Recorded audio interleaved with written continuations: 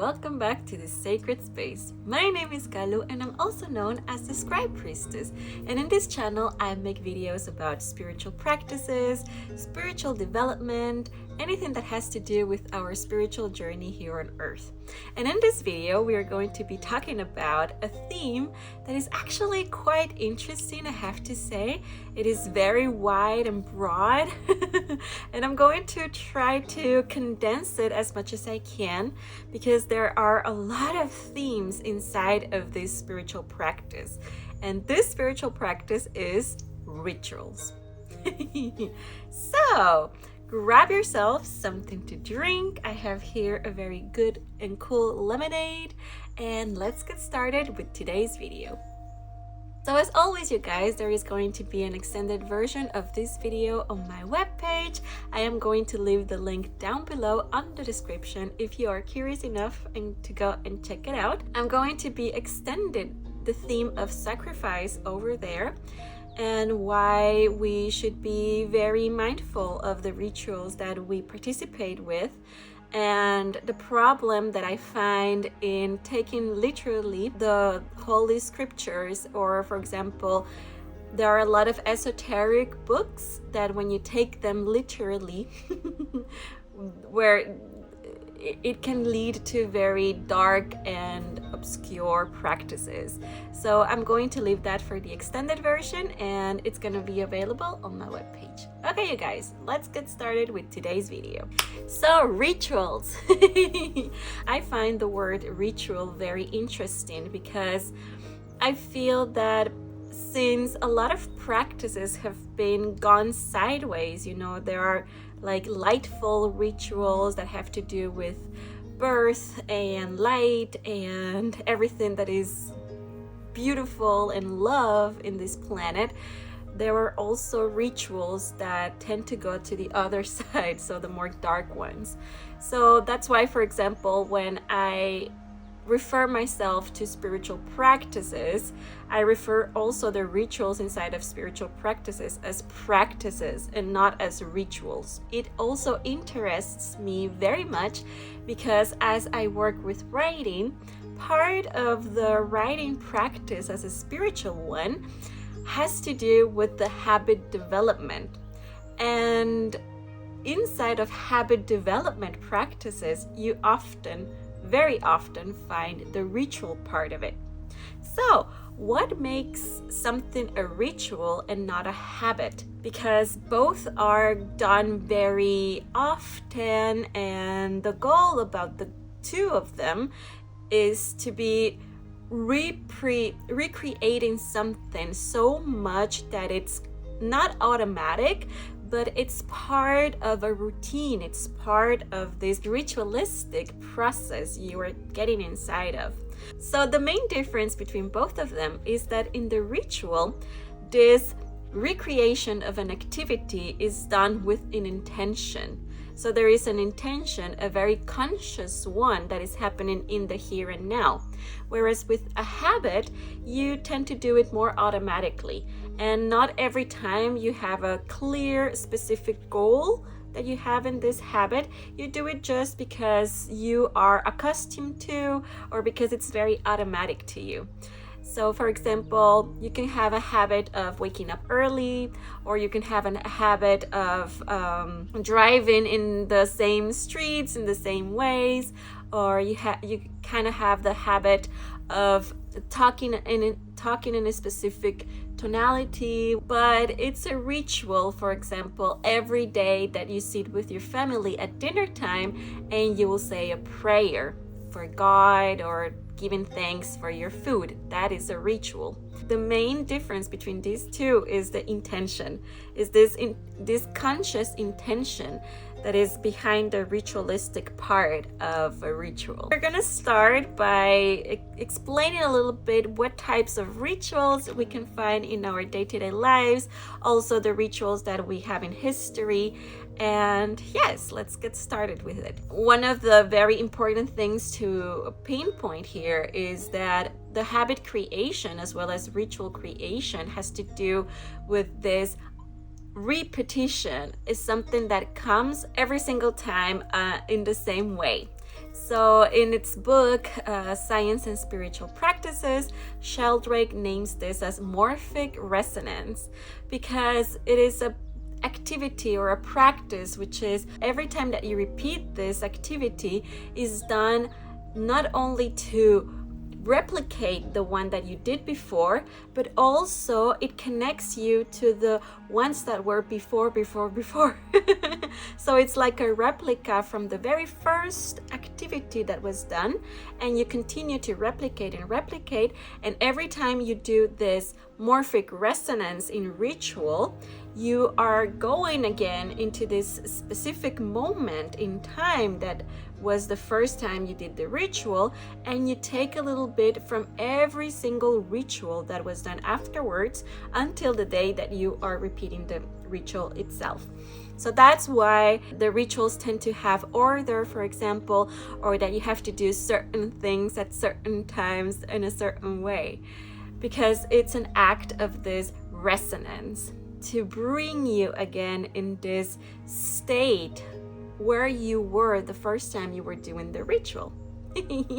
It's very interesting to me. It's absolutely how we attune ourselves to certain things. A lot of religions and a lot of traditions, there is the ritual of remembrance.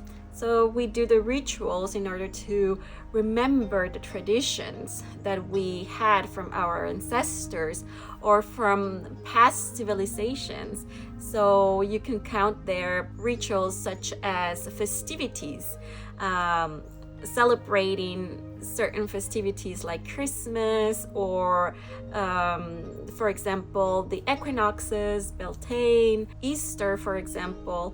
So this act of remembrance is actually bringing you again together to acknowledge the history that has already happened, not only within our ancestors, but we as humans in totality.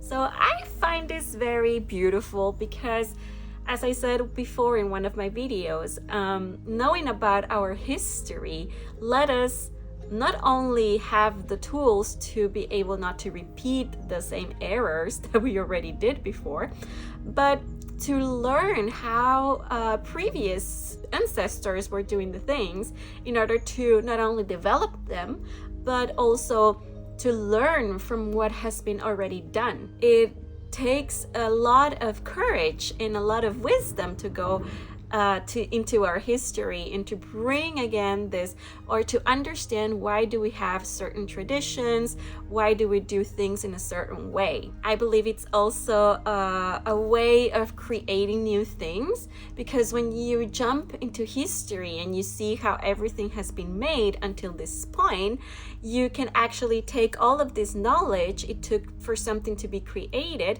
and take it, and from this bunch of knowledge you can create something new with this already known knowledge that you have from the thing that you are doing.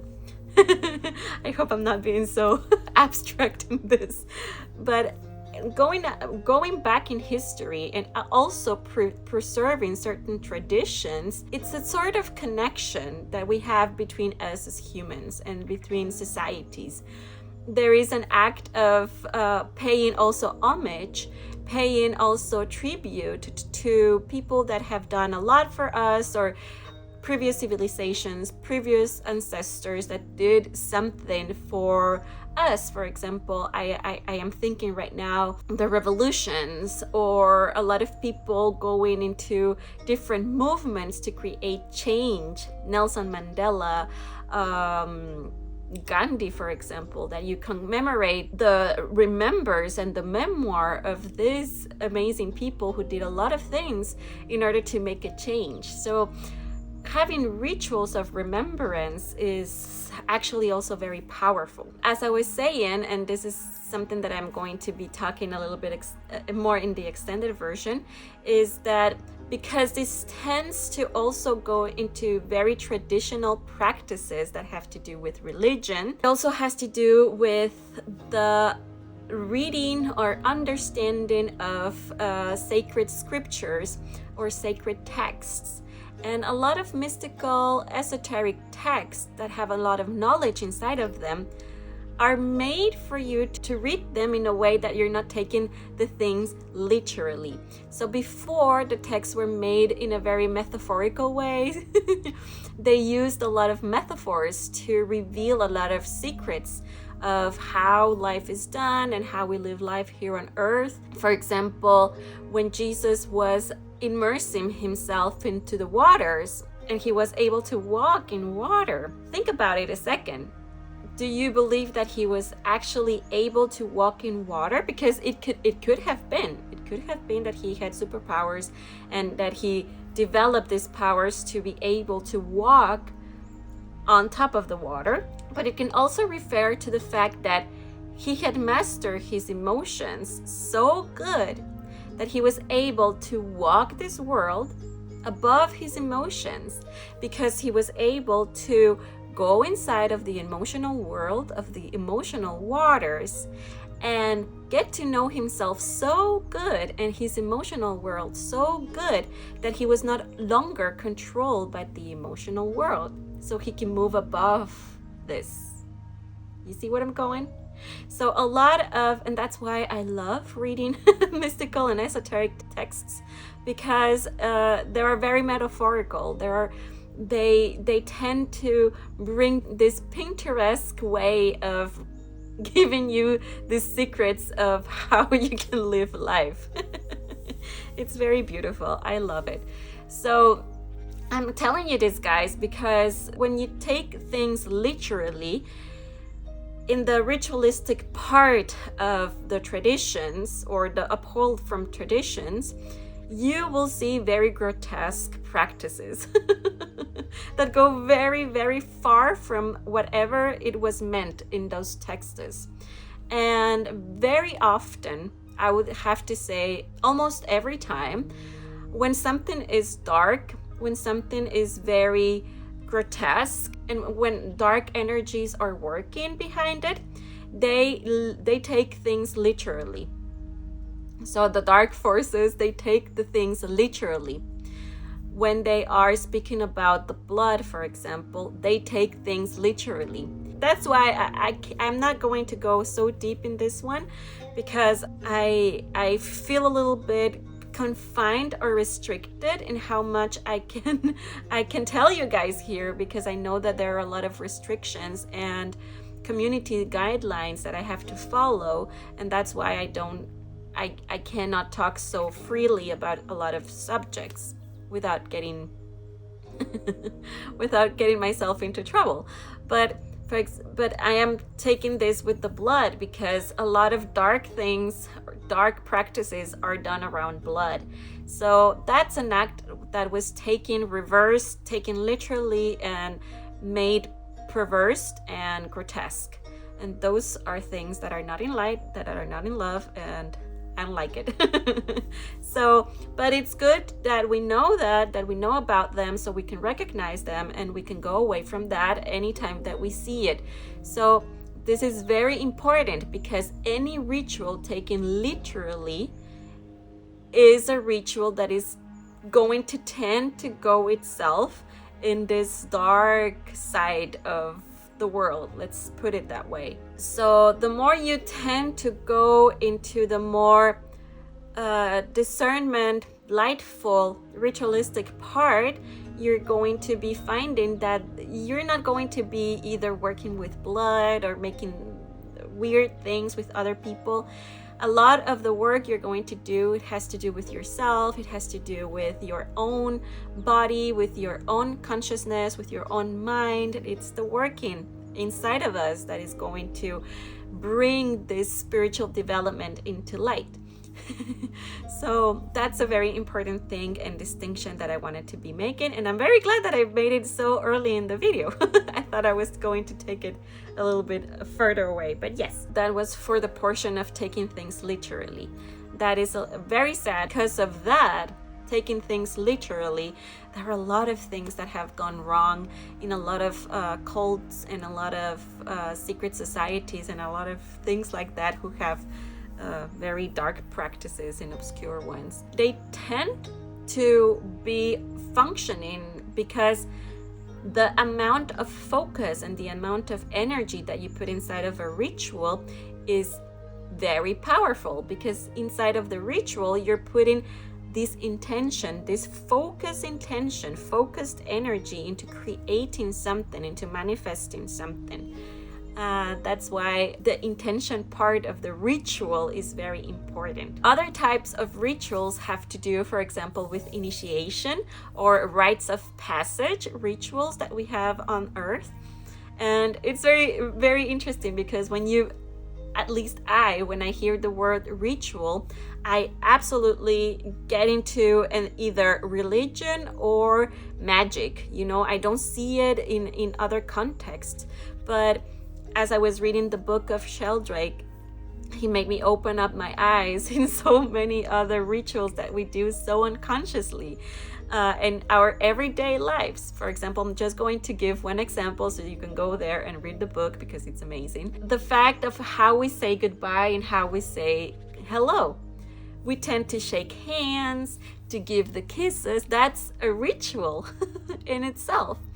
And that we know about it in all over the world. How we say goodbye is also very interesting. For example, in French is adieu, which means to God. And in Spanish is adios, which it's also the same thing, adios. But for example, in Italian is arrivederci, which means we will see again, till we see again. And in German is also auf Wiedersehen, which is we will see us again. And you're taking implicate there that you're going to see again that person. So all of these little rituals that make up our lives and our day-to-day lives, and also our communication between person to person, it's absolutely wonderful. A very interesting rite of passage that we have is school. The school system, and the way that we get certificates, the way that we get exams or proof that we were able to achieve something. These big exams where you get your diploma or you get your certificate, those are rites of passage.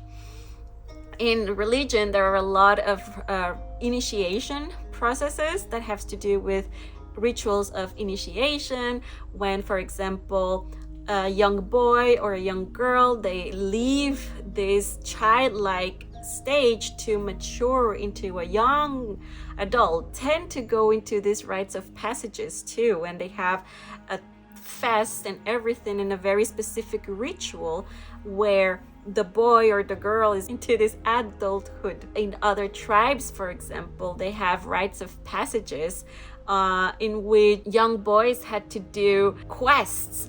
Yes, that's a very interesting, because I can say something about this here. And the book, Sheldrake talks about the initiation rituals that are called vision quests. So in the North American native tribes, they used to do these vision quests in order for you to start this adulthood or start this life in consciousness. And you will go into this vision quest where you will be alone and you will experience hunger and, I don't know, in a very unsafe place, and you will come back then made a adult, a grown-up, and you will come back into the society, and you could prove yourself worthy, that you were able to survive, to come back, and that you were already an adult, a grown-up. And I wanted to talk about the vision quest because my father did a vision quest in the desert, and I was so I mean, until this day, I am going to do a vision quest someday because I find them absolutely interesting, or I was absolutely mesmerized about the stories that he was telling us when he came back from his vision quest. And I will never forget when I saw my father coming back. He went for about 1 month, and he was for around 3 weeks alone in the desert. So it was very interesting and very life-changing for him. This was a replica of what they used to do back then in the tribes of the Native American tribes. I'm not gonna say that he went and exactly did that, but he went for 3 weeks, and he stayed in the desert. He was accompanied by some guardians and people that they were leading him and guiding him into doing this, being able to achieve this vision quest. So he was not absolutely alone in the desert with no one. I mean, he was staying alone, but for example, he needed to come at a specific time of the day, every single day, to a meeting point with the other persons that were doing the vision quest, in order to know that everybody was okay and that nobody needed something, for example. And that differs from the original ritual, which was, no, you go into the wilderness and you're alone there for I don't know how much, 4 weeks, a month, and you come back and let's see if you come back alive. So it was not like that. But still, a lot of the things that he experienced, he was by himself. And you could experience this Mother Nature being the wildest, and the difference between night and day, and the animals that are surrounding you, the noises, and most of all, you experience yourself, because in those vision quests, I don't think, for example, that you will be able to go there with your social media. It interferes with the purpose of the vision quest, of the ritual that you're doing. So this ritual of passage.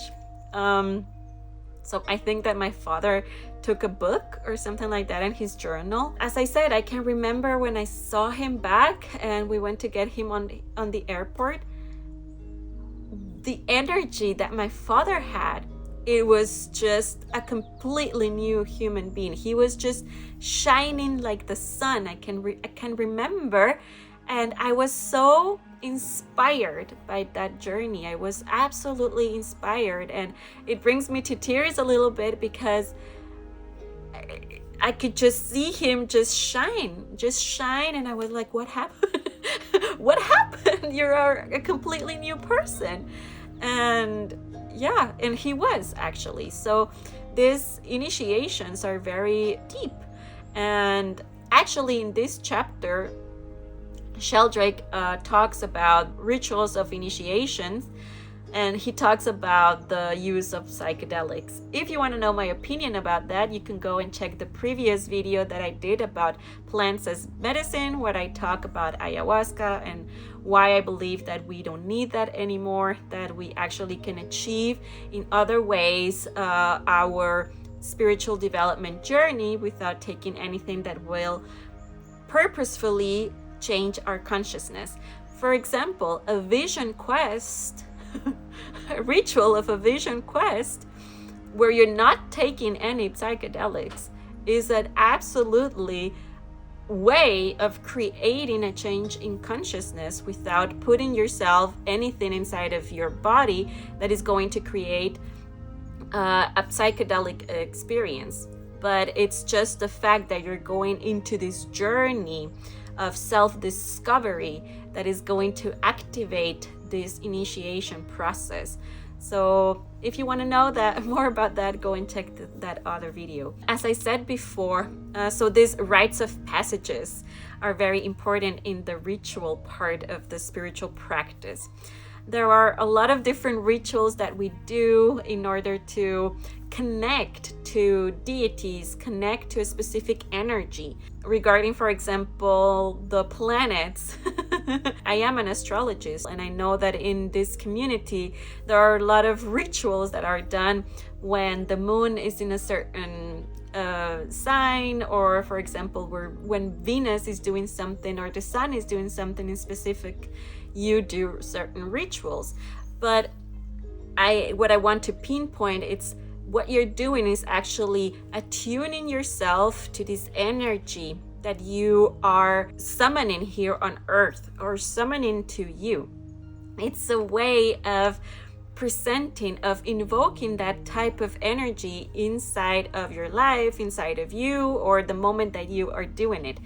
And that's why, for example, when in the full moons, you are going to say thank you for everything that you had, because the full moon represents the completion of something. So the ritual has to do or revolves around giving thanks. for example. Or the new moon means that everything is new, it's the beginning of something, and the theme of the ritual should be something new.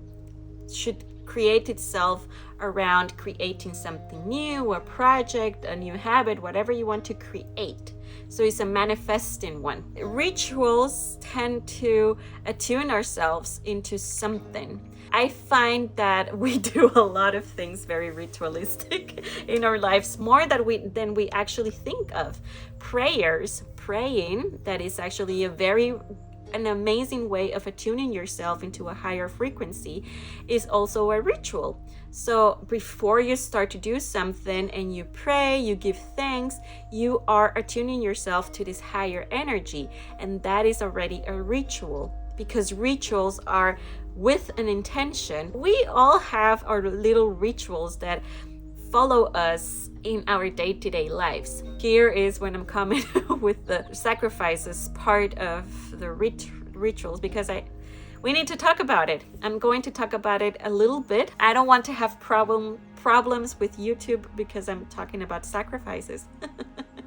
But exactly with the word sacrifice is the problem with taking things literally. I'm going to talk about this in a video. I hope that I will be able to do it without the video being taken down, but I want to make it because sacrifice is a very spiritual concept, and it's a very sacred one.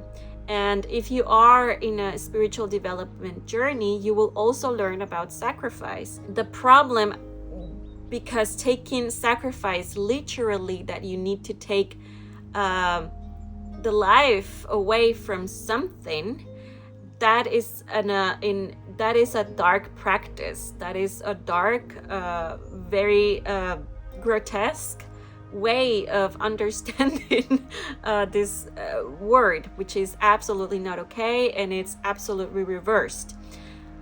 But the sacrifice has a very important part and component of the spiritual journey, because the more you get into this spiritual development, you will start to see that you have to do a lot of sacrificing in yourself. It like I said, the important thing to keep in mind is that in light, the work is here. You're doing the work inside of you, for you. You're not putting any people or anything outside. You're doing nothing with them. It's you. Of course, some sacrifices that you're going to be making in your life are going to impact the people surrounding you, living with you, your loved ones, but the center of this sacrifice is you as a person, not other people. And as I said, it's nothing to do with literal things. In our history as humans, there have been a lot of ritual sacrifices, because there are different civilizations that thought that by sacrificing human beings you can make the gods happy. That's a thing that goes for a lot of civilization. I can think about the Mayans right now, but there were a lot of other civilizations that were very barbaric and that did awful things to not only women but also children, and that's a very grotesque and absolutely no-go practice in humanity. And I want to make something clear. We are talking about the Mayans and the Romans and the very far away civilizations. That's still happening. Believe me, it's not that it's gone away. I mean, just take a look at the Epstein files, for example. You don't think that those are sacrifices that they're doing with humans? Absolutely. It's just that because we have this idea that those dark rituals are done by people who have no education, that are wearing black robes, and they are with a reversed cross doing I don't know what things. We don't think that that's happening. Of course it's happening. And it's good to talk about those things, to bring it in the open, so we can say that it's not okay, that we can say stop and we can say no when we encounter those things, because it is not okay, and those things actually should stop. So it's very important to see when we realize that something is happening which is not okay, to have the courage to say, hey, that's not okay.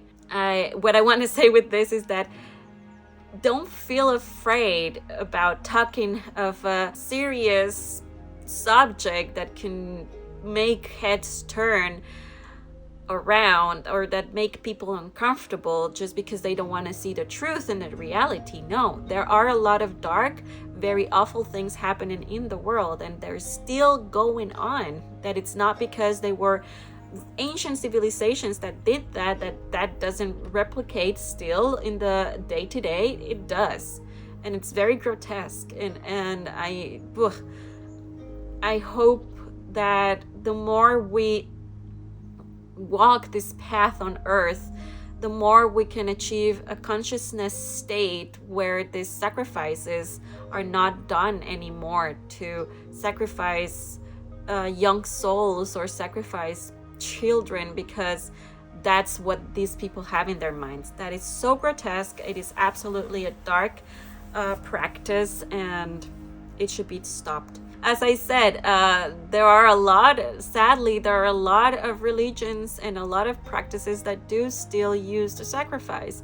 And although the human one is no longer practiced in a lot of religions, the animal one is still done in a lot of religions, because it's still believed that you are paying tribute to a god or a certain god by sacrificing a soul. So yeah, I don't know, I find that very retrograded, and that it should be just stopped, absolutely stopped.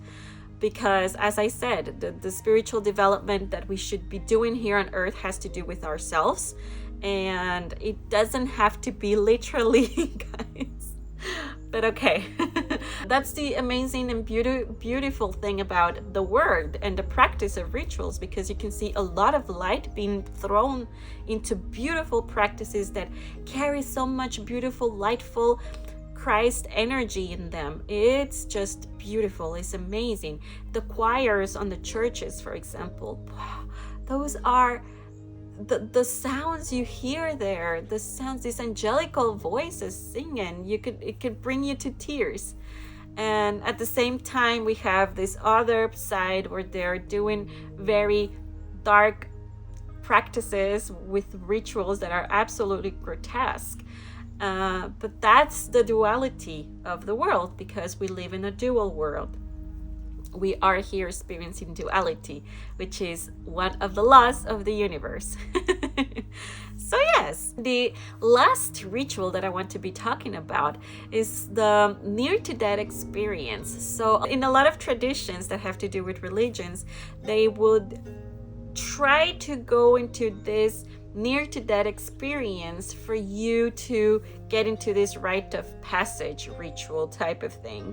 So you will achieve this state of consciousness where the DMT is released, so you can have this spiritual awakening, or that you could have this experience from coming back from the death and being rebirthed as a new person, which I think it's very interesting. And there you can have all the psychedelics, of course, but there are other practices, and that's where he talks about these drowning practices of baptisms. And I didn't know that in some religions you will be baptized as a full immersion. So you will be like full immersed and experience this drowning moment, so you can be rebirthed. Oh, I didn't know that. I found it I was very shocked, to be honest. It's a little bit spooky, but as I say, the point of the ritual is to attune yourself into a specific energy you want to recreate here on earth. And it's the intention that's bringing this focused energy into manifestation and creation. I hope that you liked this video. I hope that you were able to learn something new. If you have any questions, leave them on the comments down below, and we will see each other for next spiritual practice, which are chants and music. That's a very beautiful one, and I'm very excited to make that one. So yes, you guys, thank you for having watched this video. Thank you for being here, and wherever you are, I am sending you a lot of light and a lot of love. Take care, and if you want to get in touch with a ritual, I would suggest that you take attention on how you say goodbye and how you say hello. That itself, it's a ritual. Thank you for being here.